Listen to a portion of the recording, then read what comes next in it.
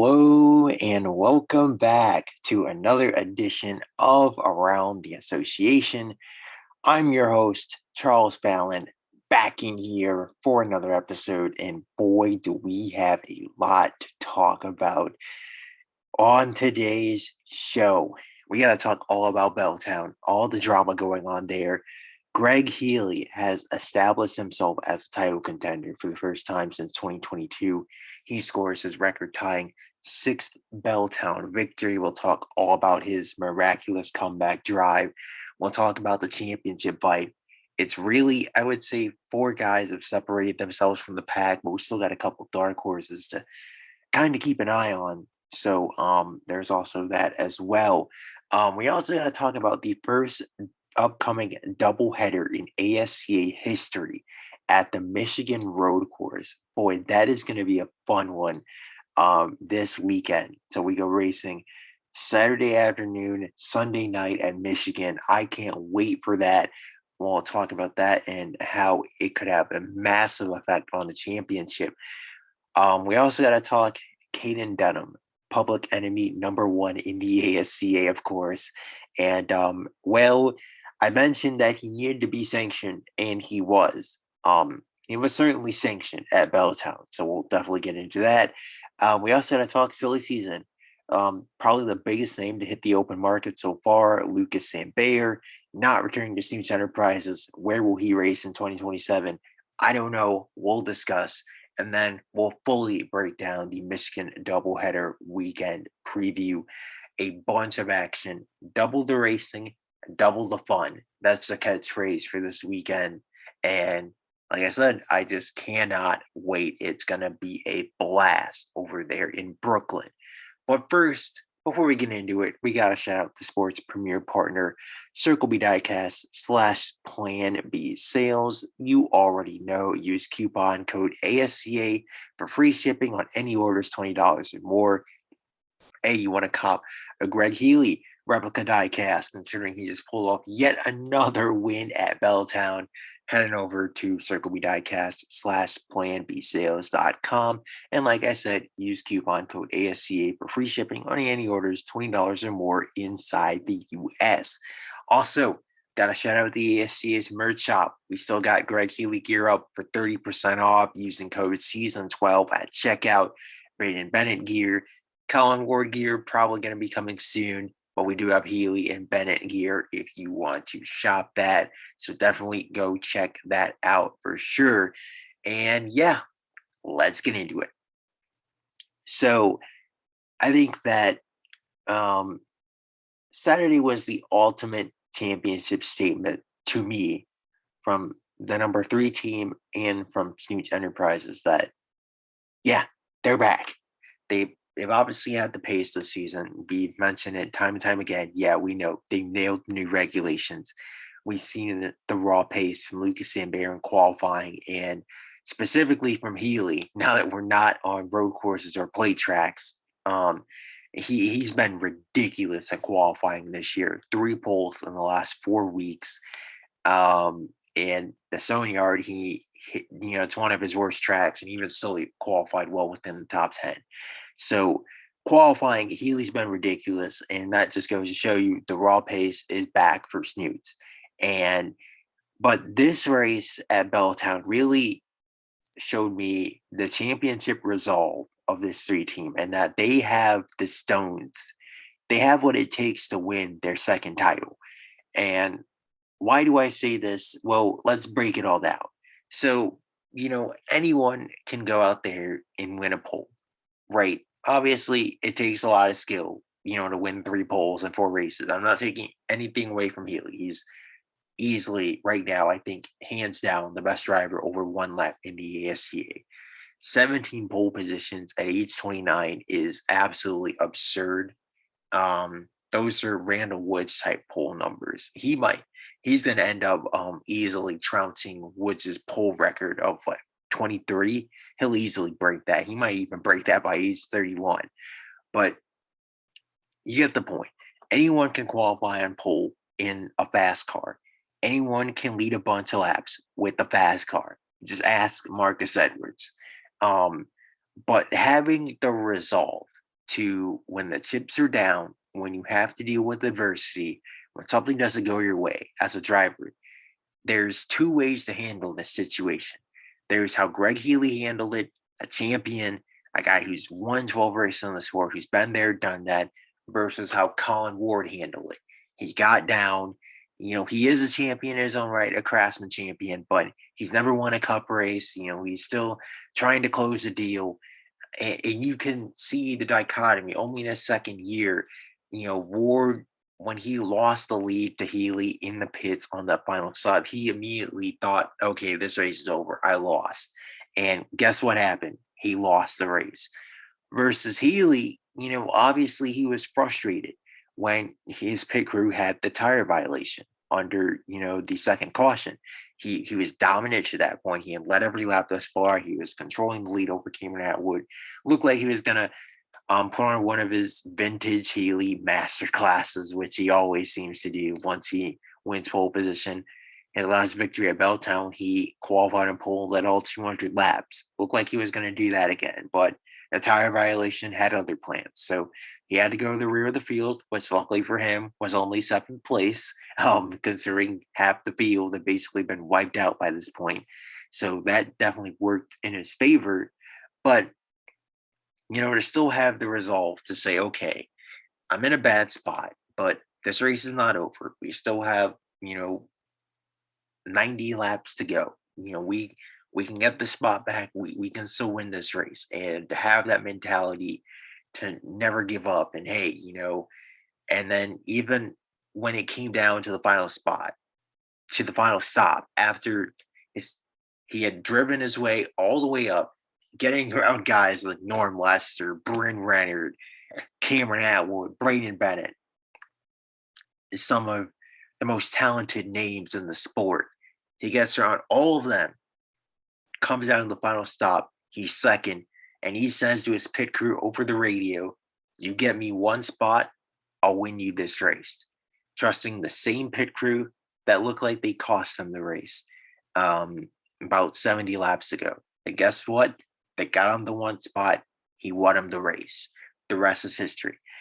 And I think it was really a powerful moment, a championship statement moment for Healey to the ASCA and specifically to guys like Bennett and Ward that are up there. Like even when the chips are down, we're not going to give up. You might get a big points cushion on us, but we're going to keep fighting. We're going to keep digging, and we're not going to let up until the fat lady sings. And that, I think, is a more powerful statement than the victory itself from those guys to overcome that adversity and still reach victory lane.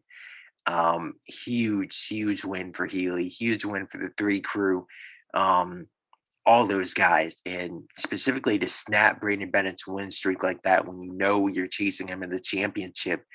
So Healey is off to a fantastic start to the season. Didn't start out great considering he ran out of fuel on the last lap of the Ajax 200. That certainly wasn't fun. Imagine where Healey would be in points if that hadn't happened, because he finished like 20th place after that. So if he hadn't run out of fuel on the final lap of the Ajax 200, mind you, Healey has no DNFs this year. One of only, I think it's just him and Graham Doherty that are the only two drivers without DNFs through the opening 6 races of the campaign. Which, shout out to Graham Doherty, 20 years old, 6th in points, the highest running of your Katie Burst racing cars. He's done an outstanding job this season. But yeah, for Healey, he's not the points leader, but he's the only one that's matched Braden Bennett's raw pace, specifically over the past 4 weeks. So, I think that those two have far and away been the best 2 drivers this season. But I also think if we're talking title protagonists, you got to throw Colin Ward in that camp. He's been hanging around there. He's only 5 points back. He's got 3 top 5s, 5 top 10s on the season last I checked. So he's been solid. He just can't quite close the deal on victory lane. Even at Belltown, he was right up there mixing it up with Bennett and Healey. He He took the lead from Bennett, led until the final pit stop, and then obviously lost the lead in the pits. So, while it is easy for the second year driver to get down on himself, still, as it stands, well, he used to be the only Ronnie Woods Motorsports driver in the title fight, but now we've got the defending champion Todd Kidd right back up there, fifth in points. So, um, yeah, Ronnie Woods Motorsports, I think they're on the up and up, and we're going to talk more about that in a second. A huge opportunity for them. Um, don't sleep on Todd Kidd. I'm just going to say that. He might be 24 points back, but he's been working. The 9 team coming off their best finish of the season, second at Belltown.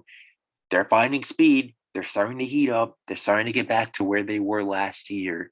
And obviously, if Todd Kidd's anywhere near the championship fight, he's proven it. He can win a championship. He's going to have a shot at this. So, I don't think he's a title protagonist just yet, but I definitely do think it's important not to sleep on the 9 team. And you also notice I haven't mentioned Bryn Renner's name much. And I think that I don't want to disrespect him too much because he's had a great start to the season. His stats are very similar to Colin Ward's. I think they're almost identical outside of Renner obviously winning, but Ward has led more laps. But let's be real, Renner has not had the raw pace that Bennett, Healey, and even Ward have shown this season.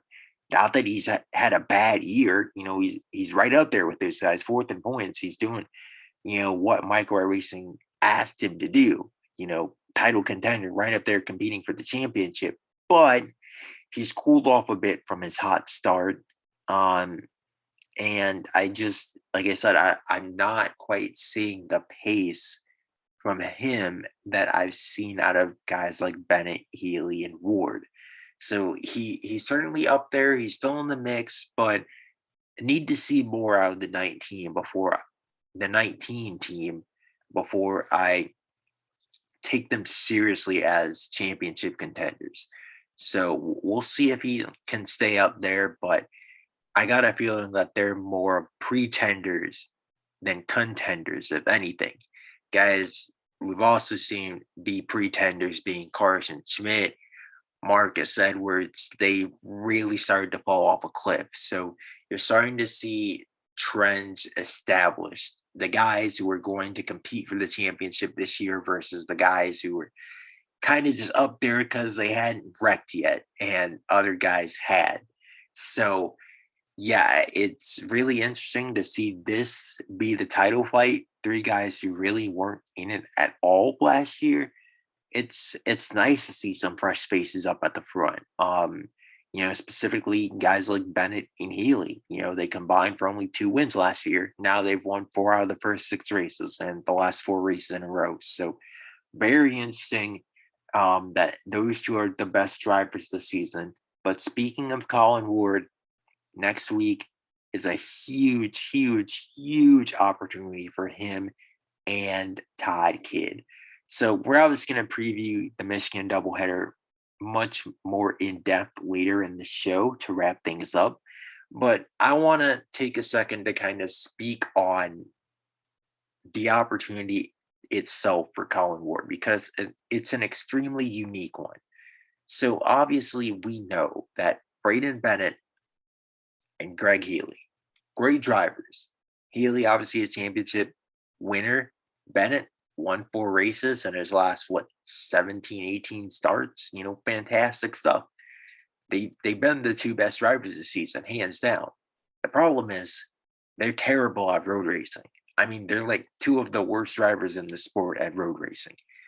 Their only opportunity to score any amount of good points at Michigan is going to be via strategy.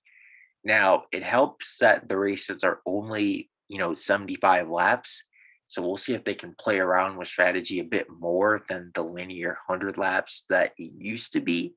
But it also doesn't help that they're scoring 2 races worth of points at a road course instead of the usual 1. So that definitely hurts both of those guys. Like they have to actually get a halfway decent result out of this, or they're going to, kind of feel double the pain instead of, just a singular bad result. Like they can't afford to finish 15th in both races while someone like a Colin Ward or a Todd Kidd or even a Bryn Renard goes out and wins either one or both of those. Like they've got to figure it out. And obviously, like I said, that they're not great at road racing, but they have to salvage, damage limitation. That's what they normally say. So for Colin Ward, a guy who we know is easily one of the best road racers in the sport, up right up there with Shane Park, Randall Woods, I put him right in that class. This is a major, major, massive opportunity for him to make a championship statement.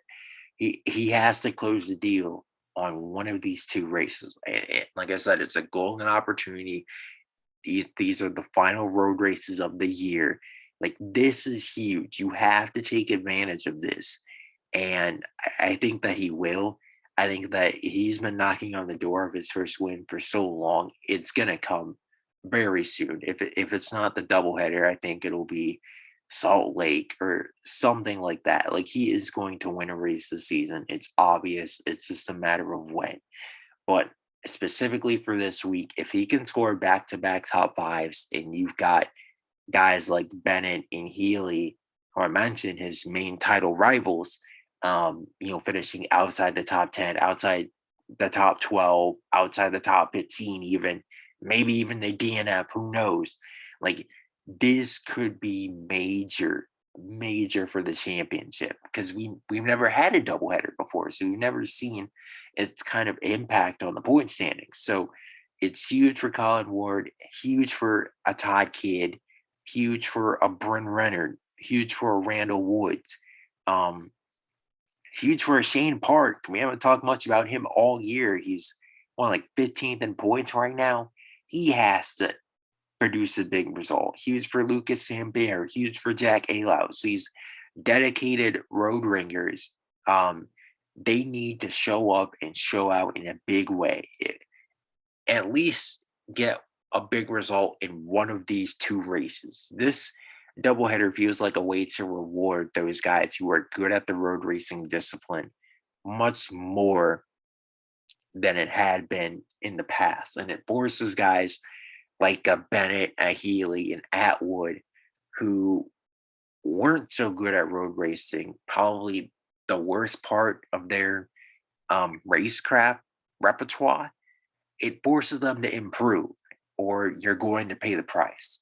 So I like the addition of the doubleheader to the schedule. Like I said, we're going to talk more about it later, but it really more so goes to test the versatility of these guys than just having one road race, and it certainly spices things up for the on track action itself. Plus, who doesn't love seeing Michigan under the lights? I mean, come on, man! It's an absolute spectacle. So, yeah, certainly cannot wait to see that, and cannot wait to see if Colin Ward can take advantage of it. Um, let's talk Craftsman series for a brief minute here. Will Moon has suddenly become the most popular driver in the ASCA. If we had Will Moon merch on sale in the ASC merch shop, I'm pretty sure it would probably sell out after his performance on Friday. And yeah, he finished fourth in the race, but most people will remember what he did to Caden Dunham on lap one.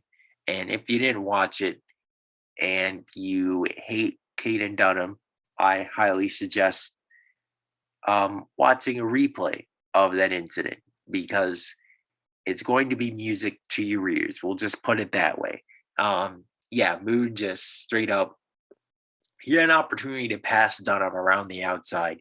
He chose not to, chose to tuck in directly behind the 18-year-old last week's winner and just straight up set him. Just straight up mano a mano payback, an eye for an eye, basically for what Dunham did to him racing for the lead last week. And it's poetic justice. I have absolutely no problem with it. Like I said last week, the drivers needed to come together and make a statement to Dunham that, hey, this this isn't acceptable.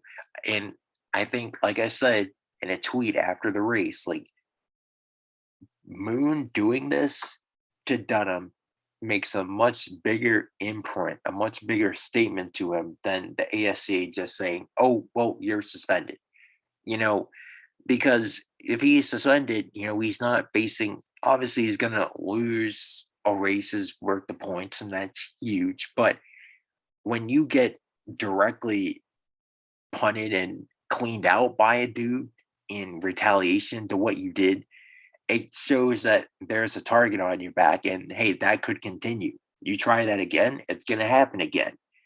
Whereas, the ASCA, after they suspend a guy once, they're probably going to be much more lenient towards, suspending him again, unless, Dunham does something even more egregious, which I don't know if he even can. After that Orlando win, I mean, that was one of the dirtiest races I've seen in ASC history, and I've watched tons of Diego Urquidy wins back. So, yeah, one of the dirtiest drives in ASC history, and I think it was important for Moon to put his foot down and say, "Hey, there's repercussions for that." Like you can't just be driving full throttle through everyone and think that you're going to get away with it and you're going to win all these races and you're going to win the championship like that. Like, no, that's not how it works. So, big statement by Will Moon. Um, yeah, and I think that another guy who's going to see something similar to that very soon at the cup level is Marcus Edwards.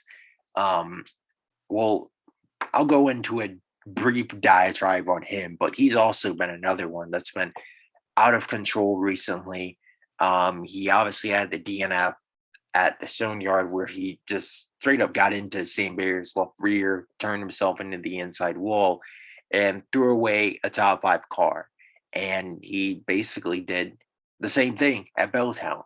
Um, Not the same exact thing, but he did what Diego Urquidy did to poor Danny Bradford last week. 2 straight weeks he's been taken out by a lead lap car who didn't want to lift and decided to use him as a wall for some reason.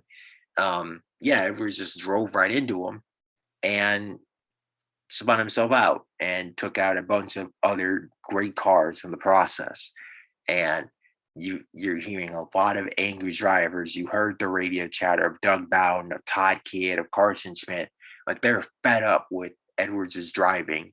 And we've seen it in the past, even that year that Edwards was fighting for that Craftsman Series championship, 2024.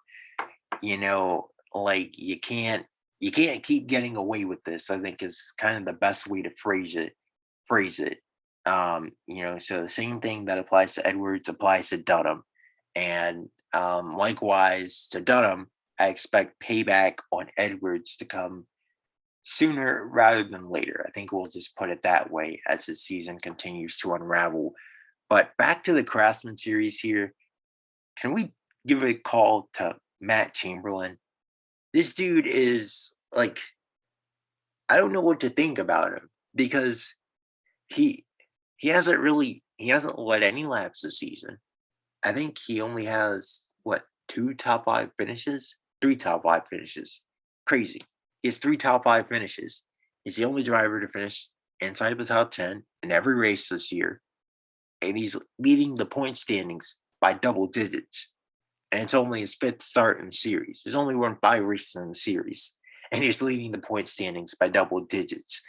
And I think that you look at his age, he's 23. That's like a grandpa age in ASCA years. Like they look at you like you're a fossil if you're 23 years old. But I think that when you look at the success of some of these dirt track guys like Ward and Chamberlain right out the gate like that, like Roddy Woods Motorsports is hitting on these dudes. Older dirt track aces, calling them up, sticking them in Craftsman cars. They hit the ground running and are successful right away. And I think that team owners, well, I know they want the next Kanan Dunham, they want the next Tony Delval, they want the next Graham Doherty. And you see the value in that. You see what they develop into with the likes of Carson Schmidt and Shane Park. I also think there's value in getting the next Braden Bennett or getting the next Colin Ward, the guy who's 19, 20 years old, and sticking him in a car. Guys that have more experience at the outside the ASCA ladder, working their way up at their local short tracks or at their local dirt tracks, are more mature.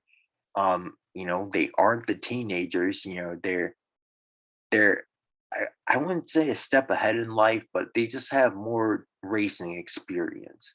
They have better racecraft. You're not trying to polish their racecraft because they've already developed it at the lower leagues. They're not trying to develop it and iron it out on the big stage. And there may be less upside in those guys, but is there really?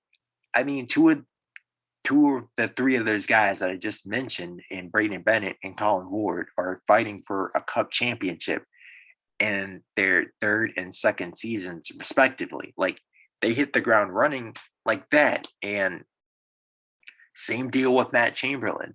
So I think that this should be an eye-opening moment for ASCA team owners. Like, hey, maybe we don't need to sign that 16-year-old teenage prospect and throw him in a car.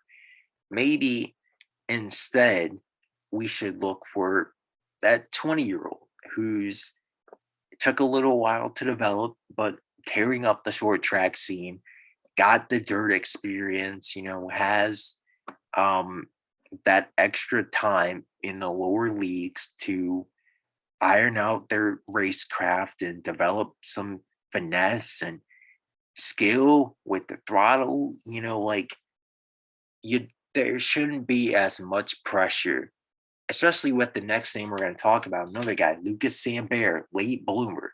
Basically, my point is ASCA team owners need to stop kind of thirsting over the next Tony Del Valle and look for the next Matt Chamberlain, the next Colin Ward, and stop trying to force these guys out of the sport if they don't work out, 22, 23 years old. Like, give these guys time, give these guys space, let them develop.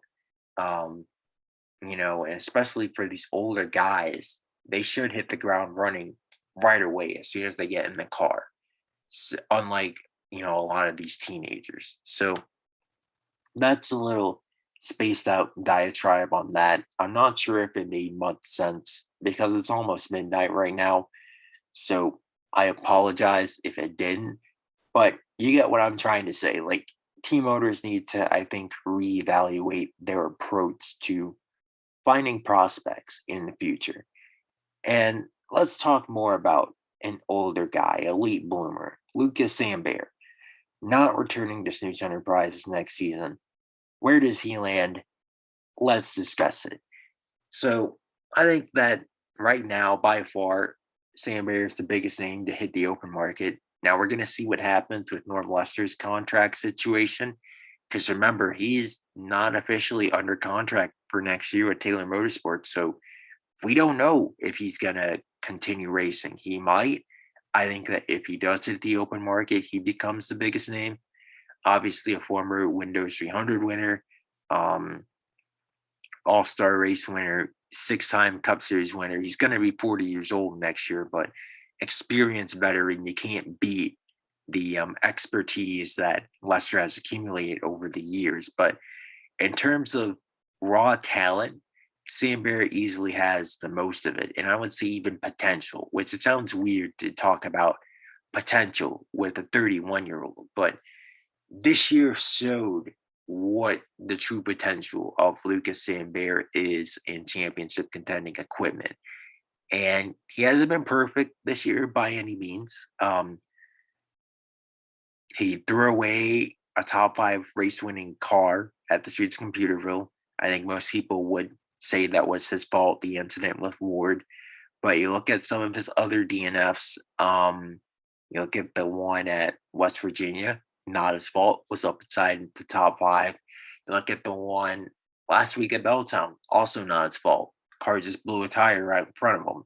So you look at all that, and it's like, hmm, and then you look at the races in between, um, coupled back to back top five finishes, third at the Stone Yard, second at Orlando. Like the raw pace is there. They call him Mr. Friday for a reason. He's qualified, what, top 10 in every single race outside of the Ajax 200, which, again, qualifying results set by duels. So, I mean, that is what it is. But, um, you know, Mr. Friday has been, when you put him in a fast enough car, he can deliver. And then the problem has just been, converting the results on Saturdays in the races. And first off, let's discuss Sambér leaving Snoots. And I think it's the right decision. I think that for him, especially at his age, he needs to strike while the iron's hot. His market value is probably never going to be higher than this. We're talking $10 million a season that he's commanding in the open market. So absolutely, I think he had every right to test. And for Snoots, I think they also made the right decision not to pay Sambér because we already talked about it. They just paid Greg Healey $48 million, which is 16 a year. So they made him the highest paid driver in the ASCA. We all know they kind of had to do that. So with that in mind, if you pay Sambér $10 million, that's 26 mil you got going in your payroll compared to the combined, what, like 11 mil going into their payroll this season. That's a $15 million difference. Like everything of that team is going to take a giant hit if they paid Sambér $10 million a season. Their equipment, their pit crews, their crew chiefs, all that stuff. Their simulators, their analytics, um, their shops, everything. So you have to try to get. You obviously know Healy's salary is going to go up tremendously next season. So you, number one, first and foremost, you have to take advantage of the championship window you have right now. But number two, you also now have to pivot and focus on finding a capable number two to go alongside Healy and kind of be a sidekick. And the problem for Snoots is that the young drivers up the Craftsman level right now, Travis Wolf, Commentary the third, haven't really showed me much this season. Not that they've been terrible, but they also haven't been anything special. I think that it's probably just the best to call them mid for right now. In fact, Terry is not even at the mid level. He's just been, I wouldn't say bad, but just not good. Wolf has been mid for the most part this year, and mid in the Craftsman series, most certainly not good enough to go to the cup level. Just ask wrong price Bryce, as they call him, Bryce Man. Snoots has plenty of experience with that one. And it's also important to note that look at when Healy has been at his best. 2021 to 2022 had Shane Park as his teammate, and we all know the caliber driver that Shane Park is. You look at this season, he's got a guy like Lucas Sambér at his team as his teammate. So Healy thrives actually when he has a capable number two driver as his teammate. So when you keep all that in mind, like I think that Snoots need to aim for a stopgap here, like a veteran driver, like a Dixon. I don't know about an Ayers because I don't know what's the deal with Jared Ayers this year. He is I just don't know. He clearly needs a change of scenery, but I don't know if it's the team or the driver at this point. Probably leaning more so towards the driver, considering his teammates are all top 7 in points except for him. But I would stray away from Ayers. You look at Dixon. I think that's who they need to go after. Will Moon is also leaving Ronnie Woods Motorsports, but again, he's a mid Craftsman regular. I don't think they should take their chances with him. I don't know where they should go with this, but if I'm the team, I would want to get Dixon on a cheap contract, bring him in. If you can get him to come to that team and play the number two role. He's a solid driver, capable guy. He's not going to tear up equipment. Knock on wood, considering he just binned it all on his own. Um, to bring out the final caution at Belltown last week. But I mean, other than that, I mean, it's top 10 in points this year. So yeah. As for Sambér, where does he end up? We're hearing that Tico Bowden Motorsports is a huge player in the Sambér sweepstakes. Go figure. They always are. But also, I've been hearing Michael White Racing a lot when it comes to Sambér. And how ironic would it be if after Ayers cost Sambér his first career win a couple weeks back at the Stone Yard, if Sambér ends up taking his ride next season? We all know the long time feud they've had. That that would be something. So we'll have to see on that because obviously if he goes to Microwave Racing, it would be in the 20. We know Tony Doval, the second, is going to the 18. That's been confirmed. So if Sambér goes there, it'd be to the 20. If he goes to Tika Mountain Motorsports, it'd be to the 10. Um, who knows? Maybe he goes to CJ Barrymore Racing, but I don't know. If I was CJ Barrymore Racing, I would want to focus on a rebuild right now, considering the whole Atwood situation is still kind of a mess. You don't know if he's gonna want to stay long term past next season when his contract is up. So it's a tough situation. There's not really that many rides open, to be honest. Maybe even Taylor Motorsports could be an option, considering they don't have Norm Lester firmly under contract right now. But like I said, really not many rides have opened up at the cup level this season.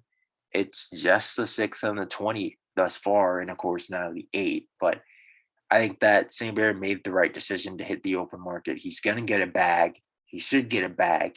And hopefully he makes the most of his free agency status and gets the best opportunity for himself to chase the championship. But moving on, let's discuss the inaugural first doubleheader in ASCA history at Machine. And before we talk doubleheader, let's talk Craftsman here briefly. Huge point of discussion for Michigan in the Craftsman series.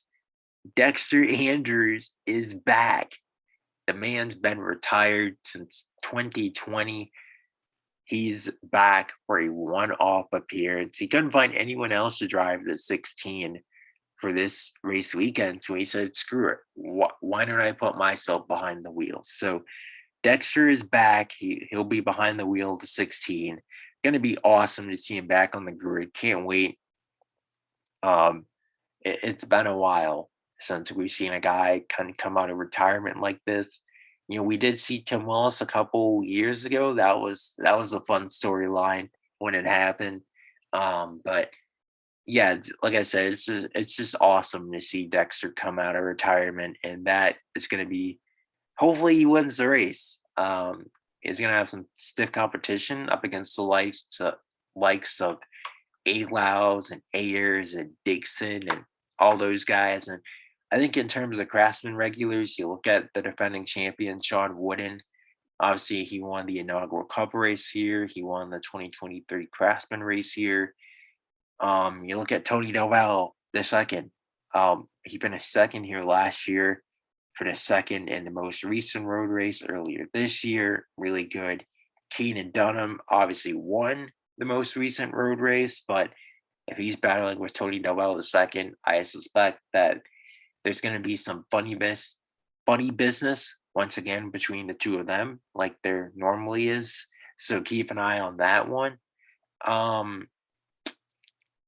Matt Chamberlain, also the points leader, finished fourth at the Streets Computer earlier in the season. Keep an eye on him as well.